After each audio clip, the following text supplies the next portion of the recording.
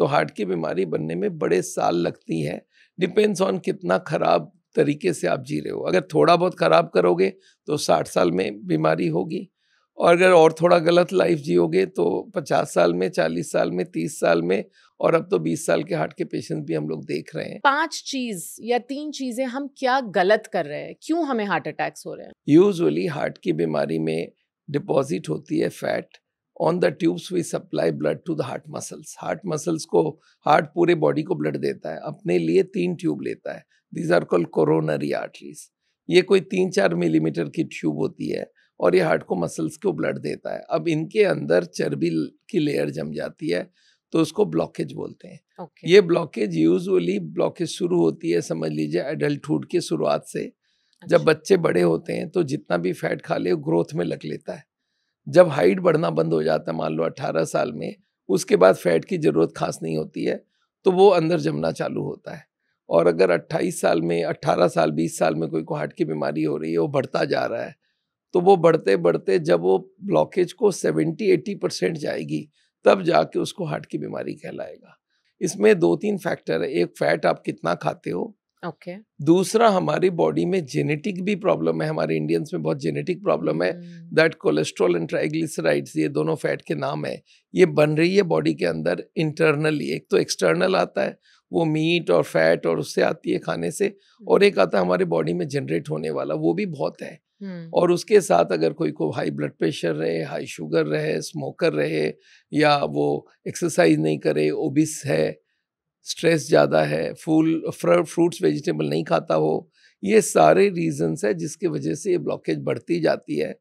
अब बढ़ते बढ़ते एक दिन क्या होता है, या तो वो 70-80 क्रॉस करे, तब पेशेंट को चलने में दिक्कत हो तो वो उसको एंजाइना बोलते हैं। चलने के वक्त छाती में दर्द हो, सांस फूलता हो, चोकिंग होता हो, ये हो गया हार्ट की बीमारी का लक्षण जब 80 ब्लॉकेज क्रॉस कर जाए तब।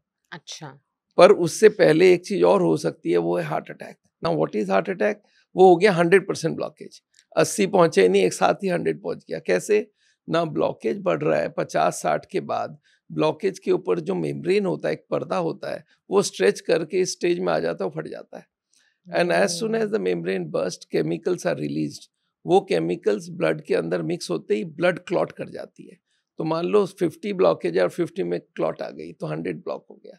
60 में हार्ट फट गई तो वो जो पर्दा फटता है, that leads to heart attack. और हार्ट अटैक मतलब स्ट्रेट 100% ब्लॉकेज। उसमें कुछ तो ब्लॉकेज है और कुछ क्लॉट है। वो जो क्लॉट है वो बना किस लिए कि मेम्ब्रेन बस्ट होते ही कुछ केमिकल निकली, और वो केमिकल का थोड़ा सा थियरी समझा दूं। हमारे हाथ में स्क्रैच हो गई, ब्लीडिंग चालू हो गई, 2 मिनट बाद ये केमिकल निकलता है और उसको क्लॉट कर देता है। वो केमिकल बोलता है क्लॉटिंग केमिकल। वो बहुत जरूरी है हमारे बॉडी के लिए। अगर नहीं होता तो ये ब्लीडिंग रुकता ही नहीं। हार्ट में वो केमिकल जाके क्लॉट बनाता है जिसकी वजह से 100 ब्लॉक हो गया। तो जो हमारे फायदे की चीज थी, हार्ट के अंदर नुकसान कर गया। अब अगर ब्लॉकेज बढ़ेगी तो हार्ट अटैक होगी, और अगर ब्लॉकेज नहीं बढ़ेगी तो हार्ट अटैक नहीं होगी। बस ये बात लोगों को समझना है कि ब्लॉकेज बढ़ाना नहीं है, और उसके लिए जो हार्ट को बीमारी को हम लोग बोलते हैं a disease with multiple causes, एक कॉज नहीं है, बहुत सारे हैं। तो इसके लिए सारे कारणों को समझना पड़ेगा और उनको सॉल्व करना पड़ेगा। मेजर 2-4 है, माइनर 5-7 है, ये सब मिला के हार्ट की बीमारी बनती है। तो it's a little complicated but सारे इंटर रिलेटेड है। तो वो कारण सब अगर हम लोग लोगों को समझा सकें तो ये हार्ट अटैक की जो नंबर्स है इसको हम लोग रोक भी सकते हैं, घटा भी सकते हैं, और इतने सारे हॉस्पिटल की जरूरत भी नहीं पड़ेगी।